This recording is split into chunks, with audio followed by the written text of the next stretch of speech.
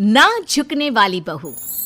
करिश्मा के ससुराल वालों को वैसे तो करिश्मा से कोई परेशानी नहीं थी, क्योंकि उसमें कोई बुरी आदत नहीं थी।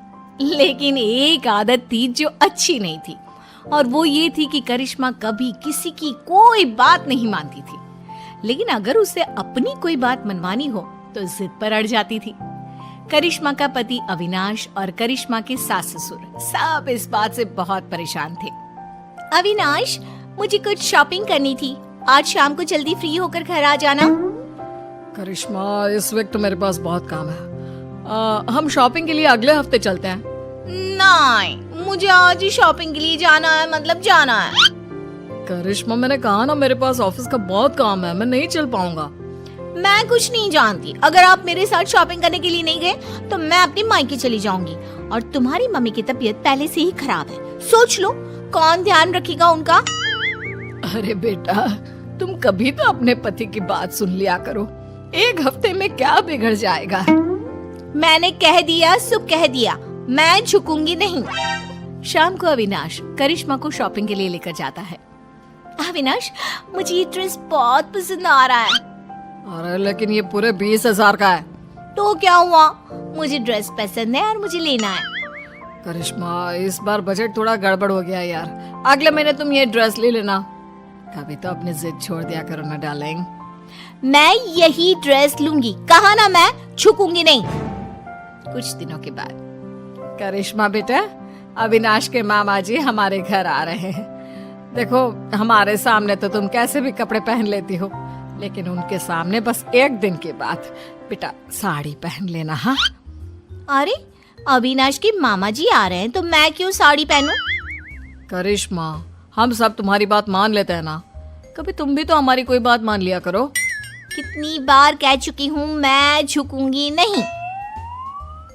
अगले दिन, और अविनाश, हमारे घर की बहू है तो साड़ी पहन कर रहती है, तुम्हारी बहू तो पजामा टी शर्ट पहन कर घूम रही है। अब क्या बताएं, बहुत समझाने की कोशिश की, लेकिन किसी की बात नहीं सुनती, हर बात पे कहती है मैं झुकूंगी नहीं। बात करने की कोशिश करता हूँ। अरे करिश्मा बेटा, जरा इधर तो आओ।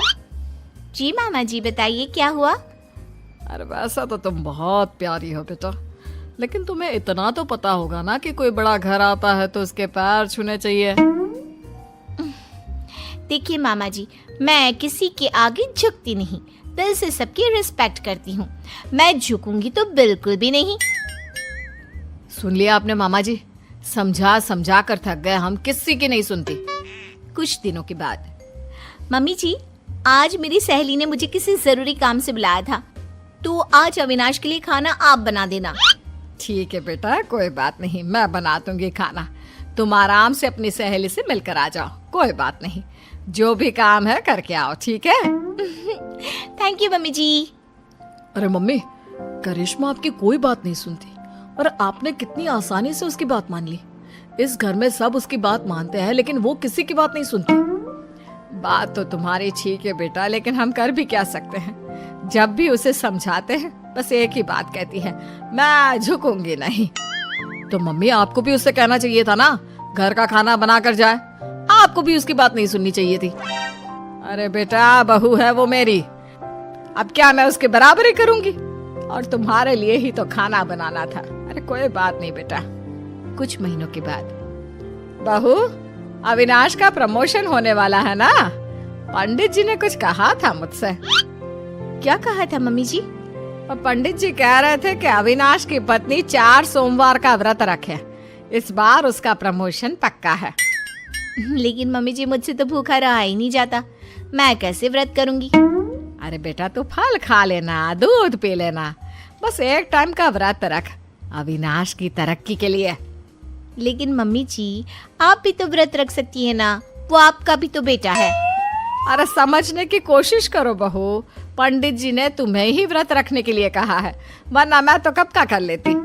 नहीं मम्मी जी, मैं आपकी बात मानने को तैयार नहीं हूँ। अरे बेटा, कभी कोई बात सुन भी लिया करो, तुम तो कोई बात नहीं मानती मेरी। मम्मी जी, मैंने कह दिया ना कि मैं व्रत नहीं करूंगी तो नहीं करूंगी, कह तो चुकी हूँ कई बार कि मैं झुकूंगी नहीं। करिश्मा अपने परिवार में किसी की कोई बात नहीं सुनती। वो किसी की बात सुनकर उसे मानने के लिए तैयार ही नहीं होती। कुछ दिनों के बाद करिश्मा अपने पति अविनाश के साथ घूमने जाने का प्लान बनाती है। मम्मी जी, मैं और अविनाश 2 दिन के लिए बाहर घूमने जा रहे हैं। आपको कोई ऐतराज तो नहीं है ना? अरे नहीं नहीं बेटा, मुझे क्या परेशानी होगी, आराम से घूम कर आओ।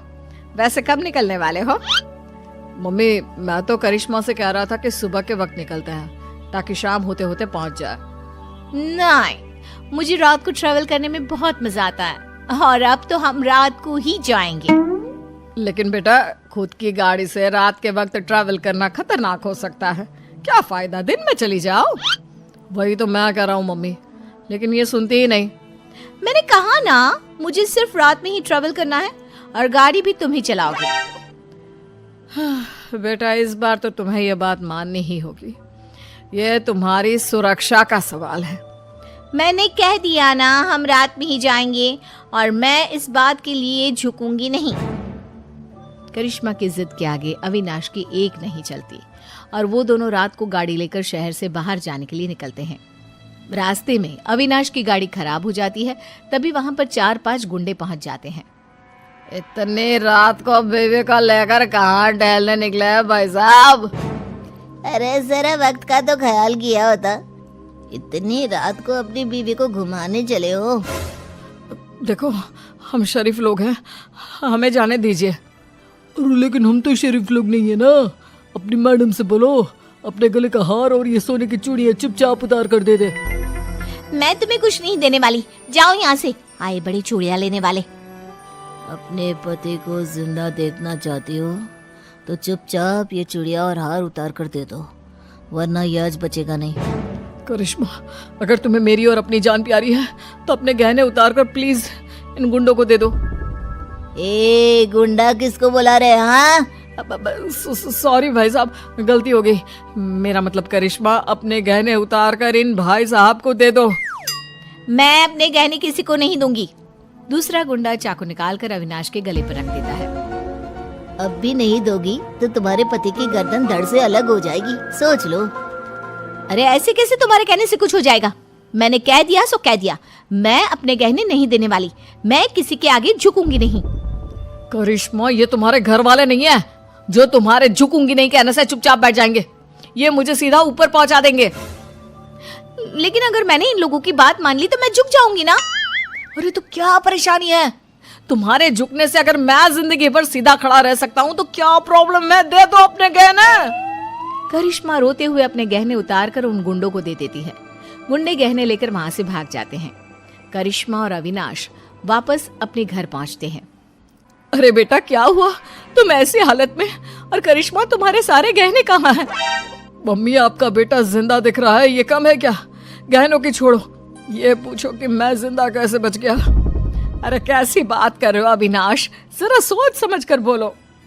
मम्मी, आपकी ये झुकूंगी नहीं वाली बहू आज मेरी गर्दन कटवा देती अपने ना झुकने की आदत के चलते। क्या बात है करिश्मा, तुम मुझे सारी बात साफ साफ बताओ।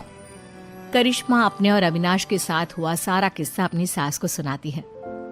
बहू, घर में तो तुम हमारी कोई बात मानती नहीं, सुनती नहीं, लेकिन तुमने गुंडों के सामने भी अपनी जिद चलाई। कमाल कर दिया भाई। तो क्या करती मम्मी जी, वो मेरे गहने छीन रहे थे ना। और गहने नहीं देती तो वो तुम्हारा पति छीन लेते, उसका क्या? लेकिन मैं उनकी बात कैसे मान लेती? मैं कैसे झुक जाती? अब भी तो झुकना पड़ा ना, क्योंकि उन लोगों ने तुम्हारे साथ जबरदस्ती की। हाँ, नहीं तो मैं उनसे कह देती मैं झुकूंगी नहीं। अरे ठीक है बहू, तुम्हें नहीं झुकना मत झुको। लेकिन देखो, तुम दोनों बहुत डरे हुए और थके लग रहे हो। अभी जाकर अपने कमरे में आराम करो और रात को पिकनिक पर जाने की कोई जरूरत नहीं है। ठीक है मम्मी जी, अभी तो मैं आराम करने जा रही हूँ। मैं एक बार गुंडों के आगे झुक गई, उनकी बात मान ली और अपने गहने दे दिए। लेकिन याद रखिएगा, इस घर की 4 दीवारी के अंदर तो मैं कभी भी, मेरा मतलब कभी भी मैं झुकूंगी नहीं। इस वीडियो को लाइक करें, हमारे चैनल को सब्सक्राइब कर बेल आइकन जरूर प्रेस करें।